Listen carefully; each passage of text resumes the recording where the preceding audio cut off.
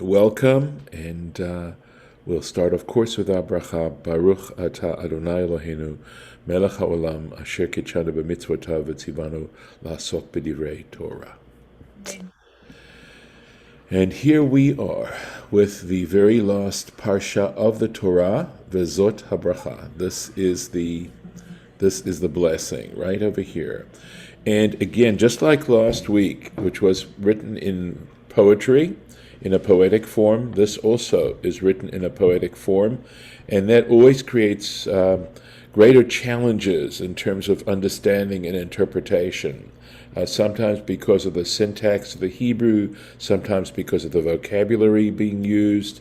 Either way, or obviously because it's speaking metaphorically, but this is always a challenge to try to understand exactly what is being said here, what the sense is. But there's a parallel here between the fact that the book of Deuteronomy ends with this blessing, with Moses blessing the tribes, and the book of Genesis, which ends with Jacob blessing his sons. So there is that parallel between the two moments here. And that we should end with blessing is so important. So we'll get started right into the text. Vezot habracha, this is the blessing, asher beirech Moshe, which Moses blessed. And before I get to that, I should say Moshe ish Elohim, Moses the man of God, right? Blessed et bnei Yisrael, the children of Israel, lifnei moto, before his death.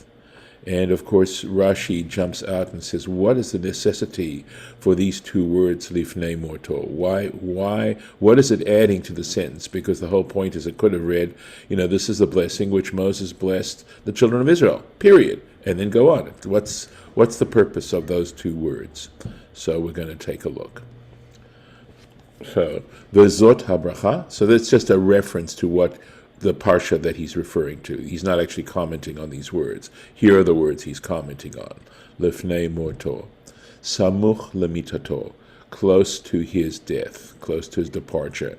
And this, of course, is taken from the Sifrei. Remember, we've made lots of references to the Sifrei, which is a halachic midrash on Numbers and Deuteronomy. She'im lo achshav, and here's the point, if he wasn't going to do it now achshav, Ematai. When was he going to do it? He had to do it at this moment. This was his last opportunity. So that's what it's just trying to tell us, that this was the very last opportunity for Moses to bless the Jewish people. Going on to the next verse. Give me 1 second. I just want to make sure. I'm hearing some ambient sounds. That's the reason. Here we go. Vayomar. And he said, Hashem misinai ba. So again, we see that the syntax is not regular syntax, because what it really, to translate this literally word by word, it says, he said, the Lord from Sinai came. So you can already see that the shifting of the verb and the nouns, already gives it a certain poetic tone to it, right?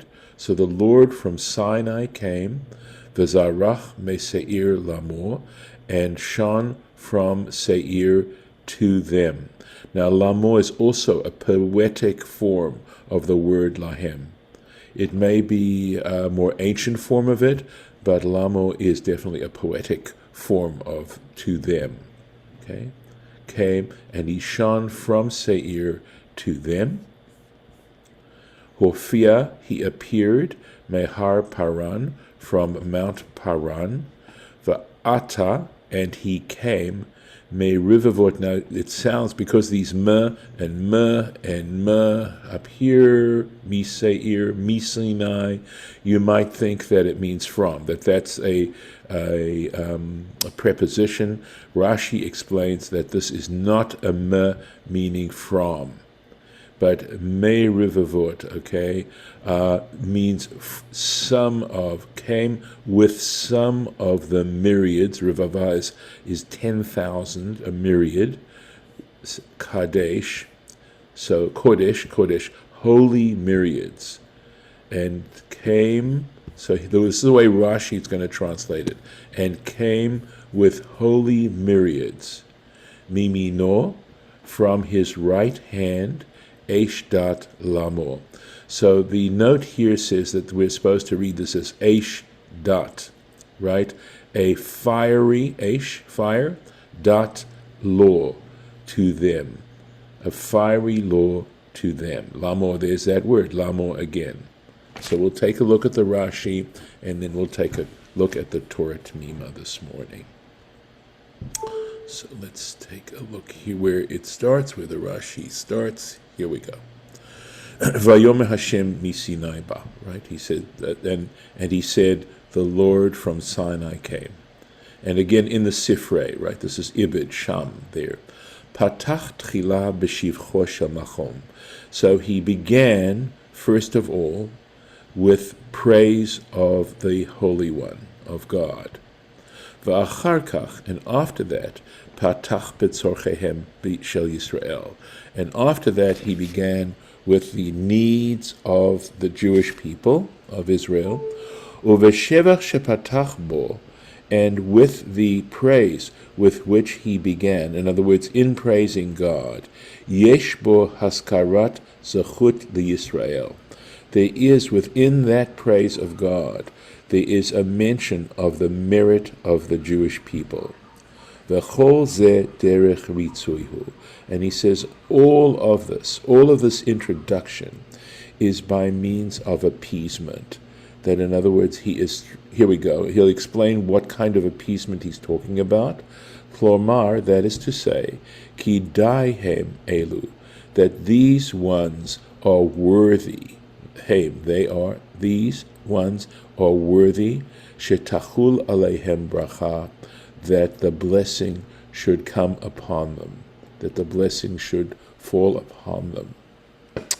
So that they were worthy of the blessing. That's what the opening is trying to say, is that before he actually tries to specify a blessing, that in fact they are indeed worthy of such a blessing.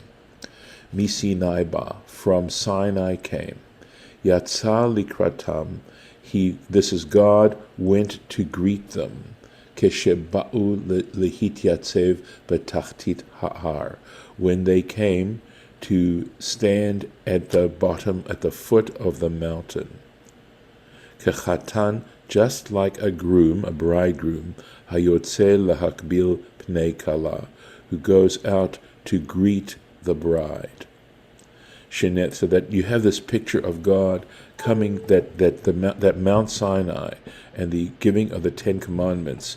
You may already be familiar with this, that it's compared to the grand wedding of the Jewish people to God, and that God was the groom and Israel was the bride, and that God came out just like a bridegroom to greet his bride.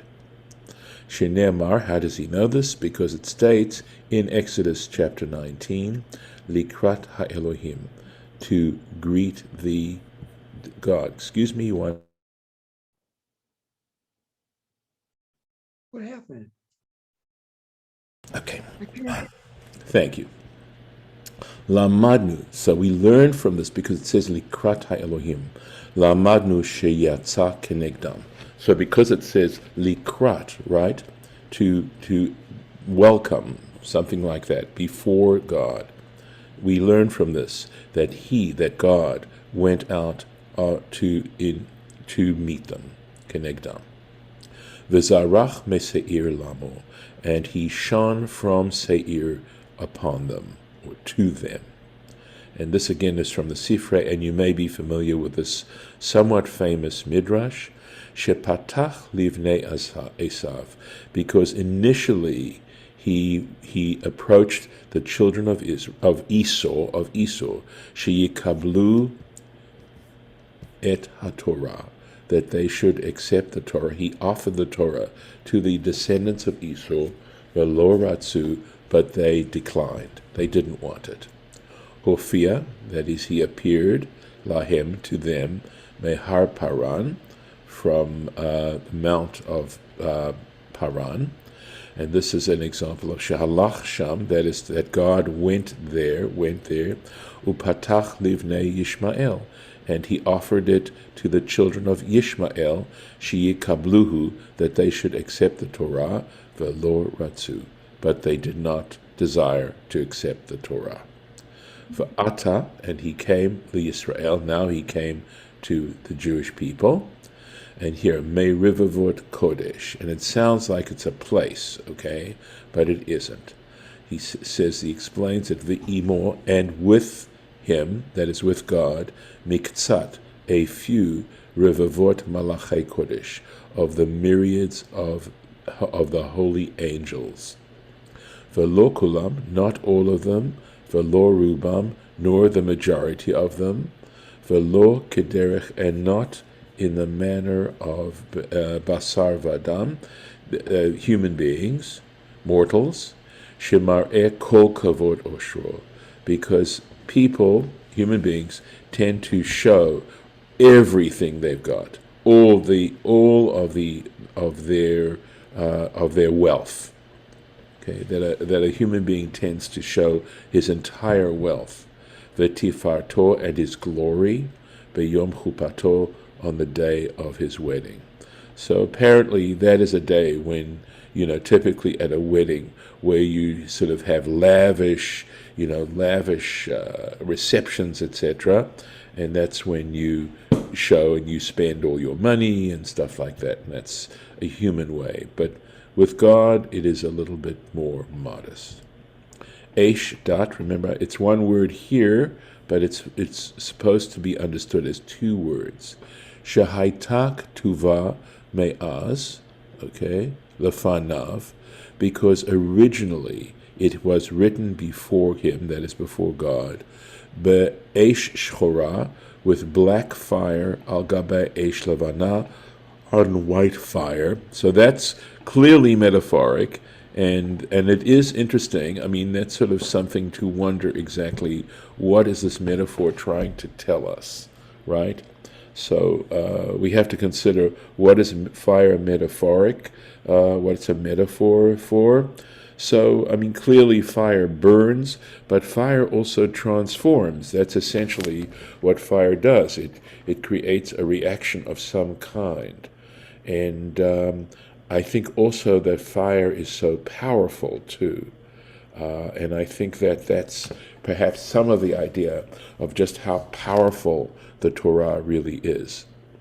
Natan lahem beluchot, okay, so he gave it to them, the Ten Commandments, right? Beluchot katav yad yemino. He gave it to them with the tablets, which with his hand, of his right hand. The script of his right hand.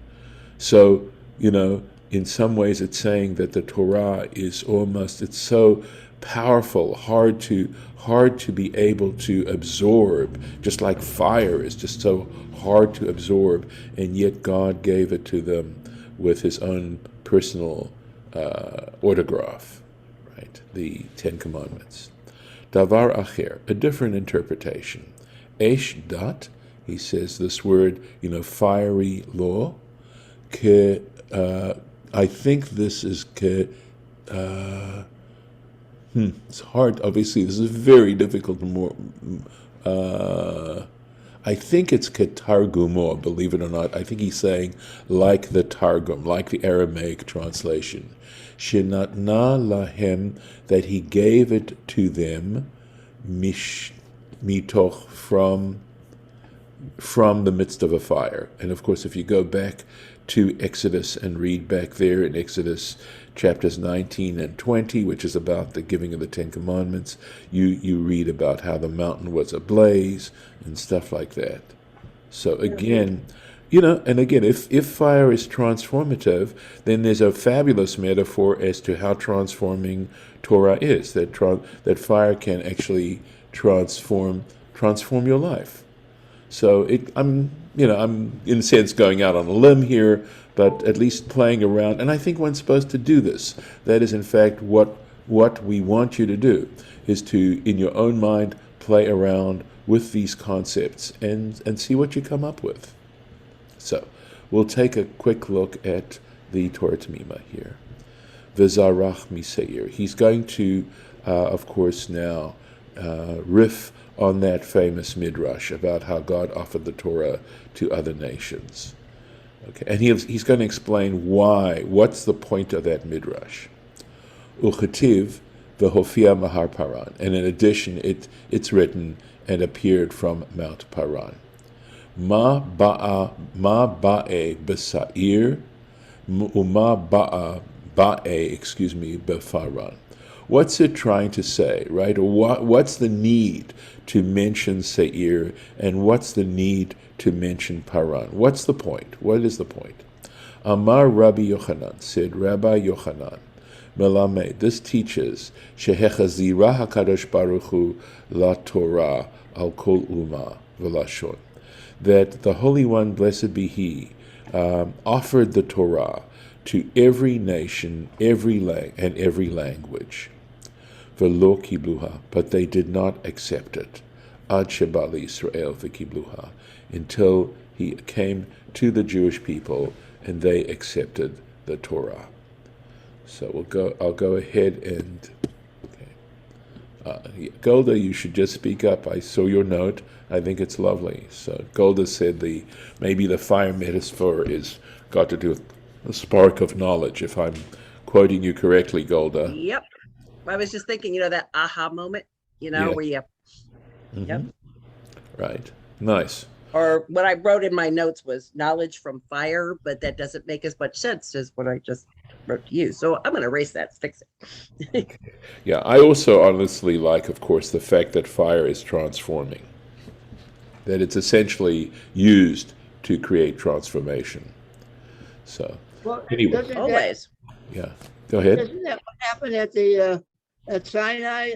He came down in thunder and fire, and the mountains moved, and the people prayed, please, Moses, we don't want to have God, we're so scared. So Moses said, okay, and God was, said, okay, through Moses, you can, we'll transform everything. But then again, what I can understand, Rabbi, is Ishmael and Esau didn't accept the Torah. Well, they were Jewish. Why did they accept Okay, it? so there's the point, is that they're not Jewish. But give us a chance. I think I hope that you'll find that the Torah Temimah is going to explain your concern very well. All right, so let's dig into it and see what it has to say. So he says, Seir he Eretz Esav. He says Seir is the land of Esau. Kenorda b'Sefer Breshit, as is clarified in the book of Genesis. Ufaran and Paran, he Eretz Ishmael. And Paran is a reference to the land of Ishmael.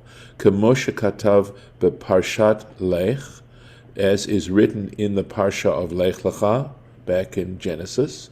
Vateshev b'Midbar Paran. And she dwelt, this is Hagar, referring to Hagar now, and of course Hagar was Ishmael's mother, so Ishmael of course was with her.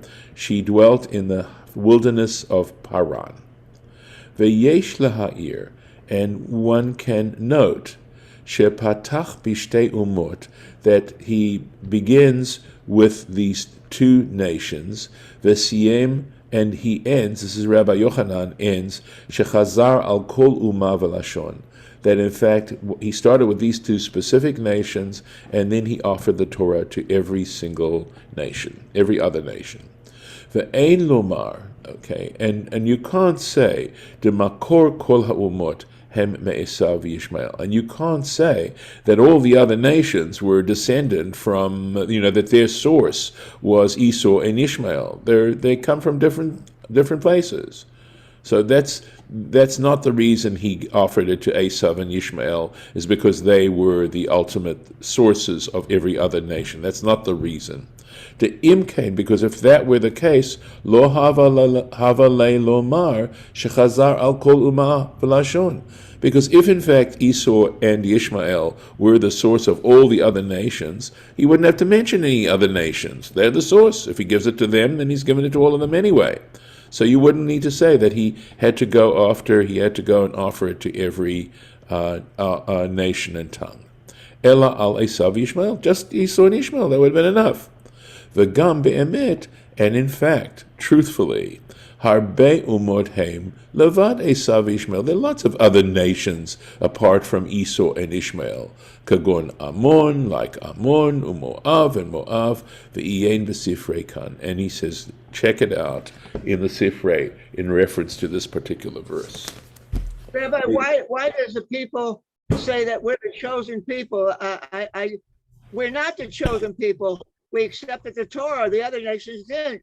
I try to tell people that, but they still think we're the chosen people, and they're jealous of us. I don't get it.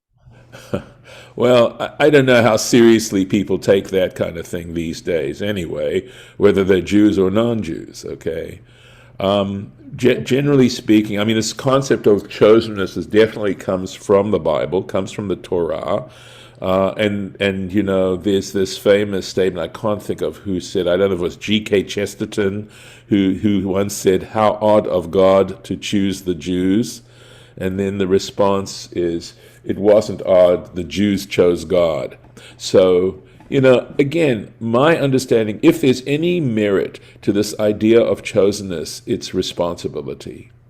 It just simply says that Jews have a greater responsibility in terms of how they relate to the transcendent and the infinite, and recognizing the broadest concepts of what makes life significant in this world as human beings.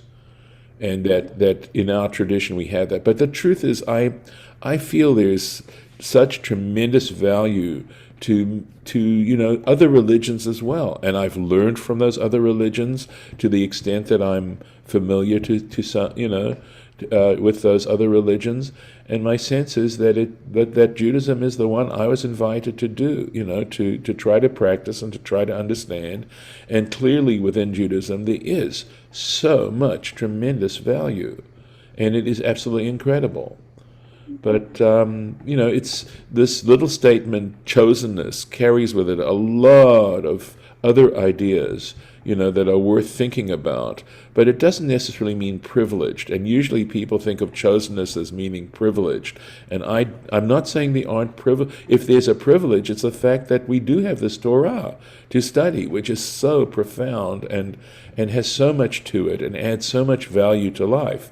But I see the need to be grateful, you know, to have a tremendous amount of appreciation for the fact that we have this material.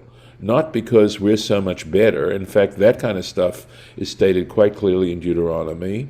But it does give us the responsibility that goes along with this particular gift. So let me keep going, if I may. Can I say just one thing? Of course, go ahead. There is still a prejudice that is prevalent today, and I've experienced it several times. And I know that other people think these things, that we think we are the chosen people, we're elitists, and we set ourselves apart from others. And so, Harlan, that is what I heard you say. And I want you to know that it is still true today. And those kinds of judgments from misperceptions by not studying what it is really about, those kinds of misperceptions can create prejudice.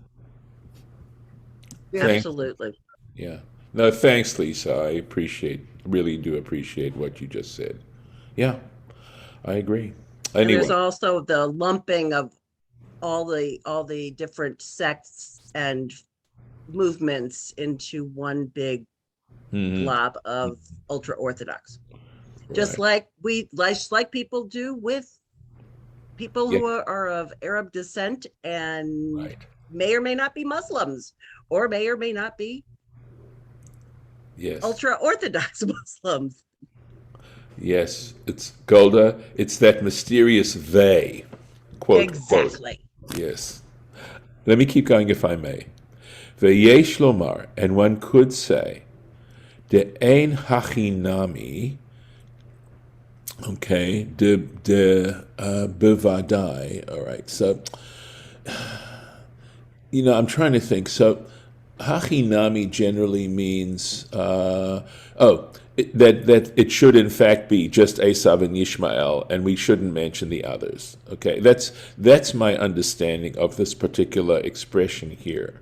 In other words, sometimes hachinami, this expression hachinami, is a way of argumentation by saying, you raise an objection, right? That in the argument an objection is raised, and the response is, yeah, let's accept the objection and see where that takes us, right?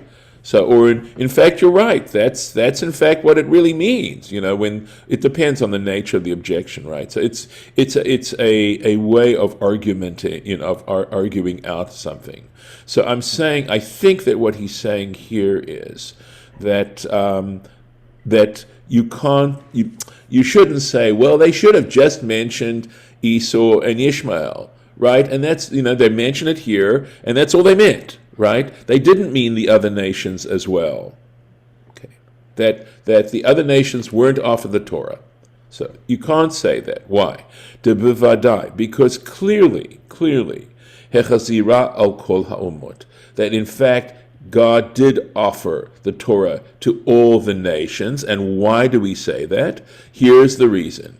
Kedei shelo yuchlu liton achar kach, so that they wouldn't be able to argue afterwards. Lama lo nitna lahem? Why wasn't it offered to them? In other words, if the Jewish people were so privileged to get the Torah, and that's why they are able to perform the divine will in this sort of perfected way, trying to perfect the divine will. Well, they say, well, if we'd been offered the Torah, we'd be doing even better. We do better than the Jewish people. And for that reason, God had offered it initially to them, and they had rejected it.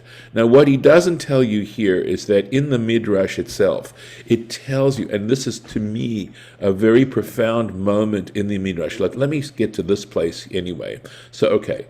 Kemevu'ar b'Gemara, as is explained in the Gemara, that the reason why God offered the Torah to all the other nations before he offered it to Israel, to the Jewish people, was to give them the opportunity to do it, and the fact that they rejected it they rejected it out of hand, and the Jewish people did accept it. Well, that's why they're the chosen people, because essentially they chose to accept it. Ella shenirmezu b'Torah. Okay, but the fact is that is implied in the Torah, Rak al Esav v'Yishmael. The reason why the Torah only alludes to Yishmael and Esau, sheyesh lahem yachas el haTorah yoter misha'ar ha'omot, because they have a relationship to the Torah more than the other nations, mipnei shehem bnei Avraham, because they were direct descendants of Abraham. And that's the only reason why they are mentioned specifically. The fact of the matter is that God did offer it to all the other nations, and the Torah just explicitly states those two because, of course, Ishmael was a son of Abraham, and Esau was a son of Isaac, meaning they all had a direct relationship to Abraham. And that's why. So clearly he has more to say here, and what I'll do is I'll start here tomorrow. But let me tell you what my sense is. So the Midrash says that what happened was that when God offered the Torah to Ishmael, Ishmael said to God, well, what's written in it, right? What's written in it? And God said, well, it says thou shalt not kill. And the Ishmaelites said, well, we can't accept it because we were told, by our sword we shall live, and we're going to live by our swords. We are going to do that. We are going to commit murder, and we are going to involve ourselves in killing. So we can't accept the Torah. And then when God offered it to Esau, if I'm not mistaken, I think they asked Esau again, said, well, what's written in it? And God said, well, it says you shall not commit adultery. And Esau said, well, I'm sorry, that's just the way we do things. We are, free livers, and that's what we want, and we're going to accept it.